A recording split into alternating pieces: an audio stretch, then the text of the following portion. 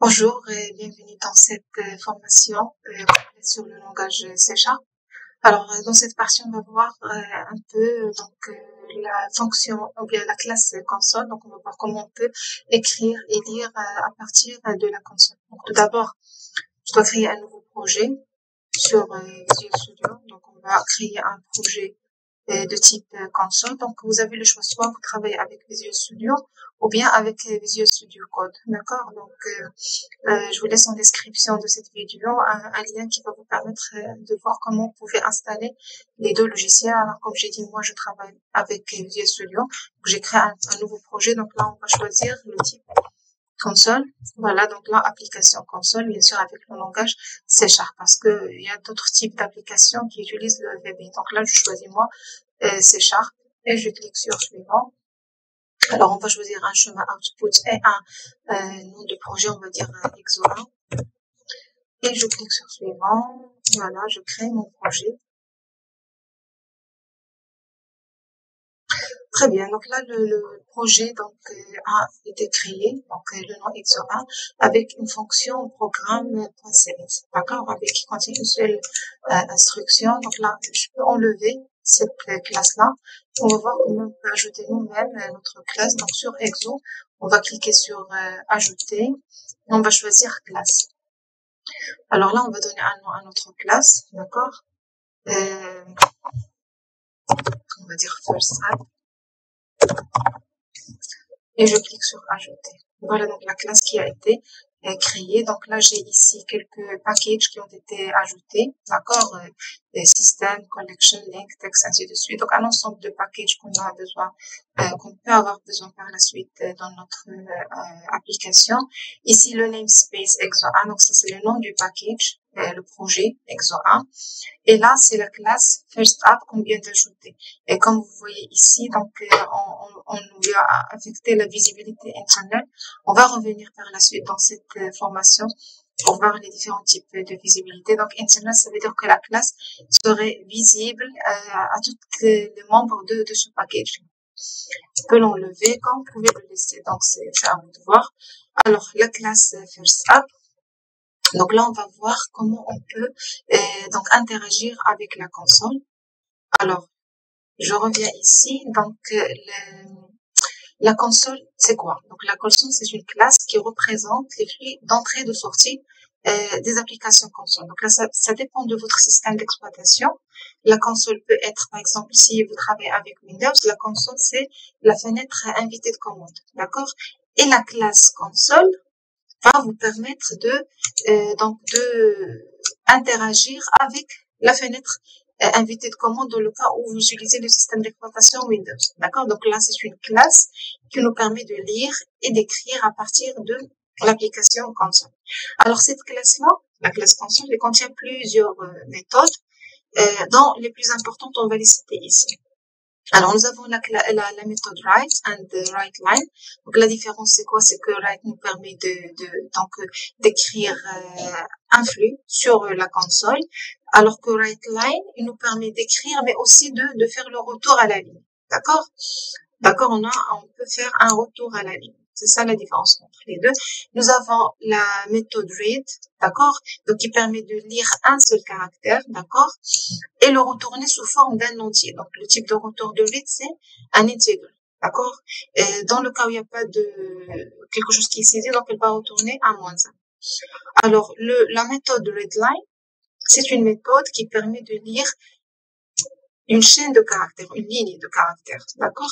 Et elle retourne quoi? Une chaîne de caractères. Donc là, read retourne un entier. Readline, on nous retourne une chaîne de caractères. Alors, il y a également une autre méthode importante, c'est readKey. Donc là, il nous permet d'obtenir la touche sur laquelle nous avons appuyé. D'accord? Par exemple, si on a appuyé sur une lettre, si on a appuyé sur un espace, la touche entrée ou autre. Donc là, readKey nous permet de retourner la touche sur laquelle on a appuyé. Et le type de retour de readKey, c'est console key info. D'accord? Donc là, c'est le type de retour. C'est-à-dire, on nous retourne la touche. Pas une chaîne de caractères, pas un entier, mais la valeur de la touche sur laquelle nous avons appuyé.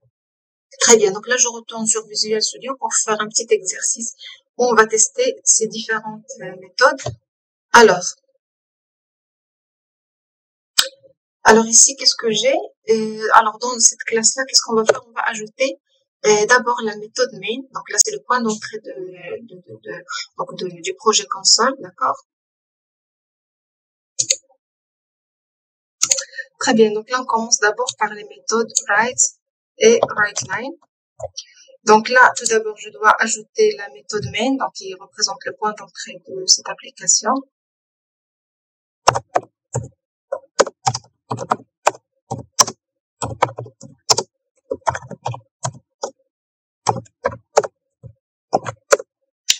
Alors ici, on va ajouter donc console.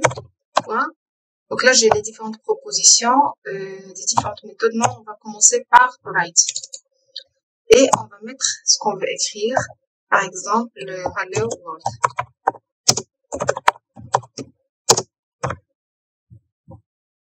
On termine par un point virgule. Toujours les instructions C# se terminent par point virgule. D'accord? Donc là, c'est hello world. Donc on exécute. Voilà. Donc là, il y a un message qui est écrit hello world. Très bien. Donc là, supposons qu'on va ajouter un autre message. Par exemple, hello world, on veut écrire 2 fois. Donc, quand j'exécute, donc là, si vous remarquez, il n'y a pas un retour à la ligne. Hello world, c'est concaténé. D'accord? Donc là, c'est le rôle de writeLine, comme on a vu. writeLine nous permet de faire un retour à la ligne. Donc là, si je fais ici writeLine, j'exécute. Voilà. Donc là, il y a le premier message, il y a un retour, puis le deuxième message. Très bien. Donc là, c'est concernant write pour lire de la console. Maintenant, ou bien pour écrire de la console. Maintenant, on va voir comment on peut lire de la console. Par exemple, on va dire ici, what's your name? On va afficher un message.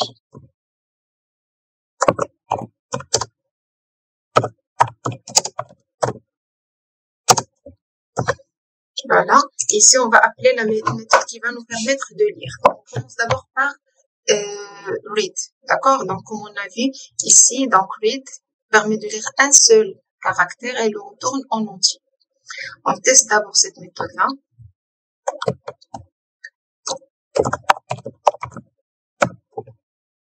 Alors, read.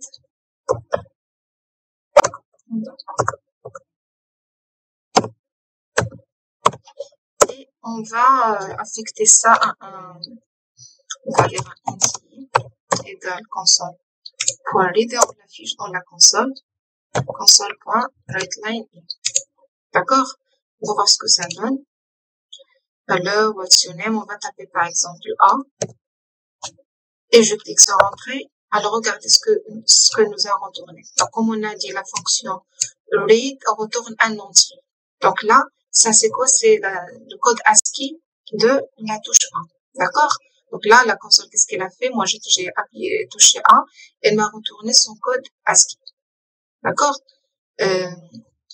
Alors, on peut tester encore. Par exemple, si je fais cette fois-ci un majuscule, vous voyez, donc c'est une autre valeur. Donc, comme on a dit, la table ASCII contient donc les valeurs de toutes les touches, que ce soit minuscule ou bien majuscule, c'est pas le même code qui est attribué. D'accord? Très bien. Donc là, c'est concernant read. Maintenant, on va faire un readLine.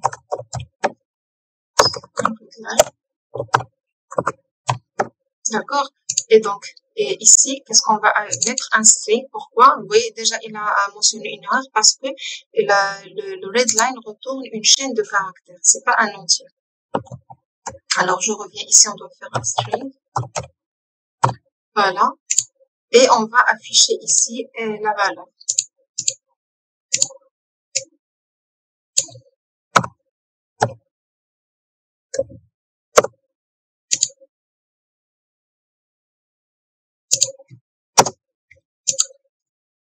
Très bien, donc là, je lance.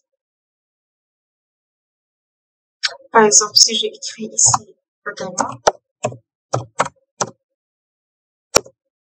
voilà, donc là, il me retournait ce que je viens de taper. D'accord?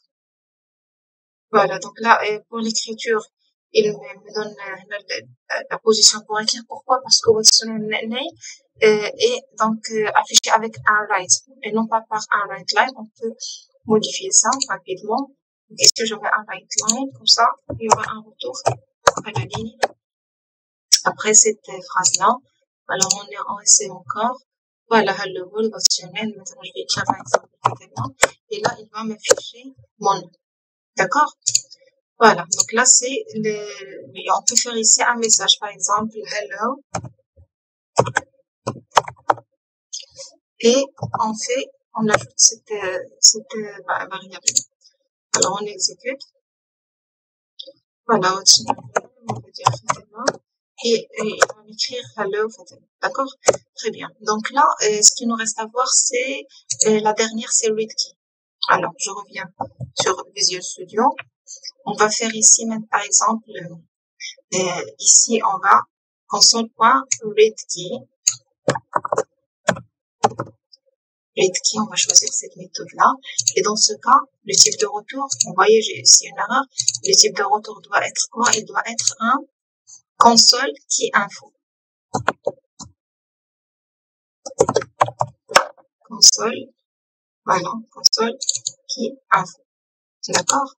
Ici, on va voir ce qu'il va nous afficher. Donc, je vais enlever ce message-là. On va garder le guide. On va voir ce que ça donne. Donc, j'exécute. Alors, par exemple, si j'appuie sur, je sais pas moi, sur entrée, qu'est-ce qu'il a? Système.console qui info. Donc, il m'a dit qu'il a retourné à cet objet-là. Mais il m'a pas donné la valeur de la touche que j'ai appuyée sur elle. Donc là, qu'est-ce qu'on va faire? On va ajouter i point. Donc, il y a qui, voilà. On va appeler i point qui. Donc là, on exécute encore. Alors, j'appuie sur entrée. Voilà, il m'a affiché enter. Ça veut dire que j'ai appuyé sur la touche entrée. D'accord? Si je change, par exemple, on va appuyer sur espace. Voilà, donc il m'a affiché spacebar. D'accord? Donc là, c'est le rôle de la méthode ReadKey. Très bien. Donc, comme j'ai dit, la console, c'est une classe qui nous permet d'interagir avec l'application console. Il contient plusieurs méthodes. Donc là, on a vu les principales méthodes qui permettent de lire et d'écrire à partir de cette console-là. Voilà. Donc là, c'est tout pour cette partie. Et par la suite, on va voir. On va passer aux types qui sont prédéfinis par C#.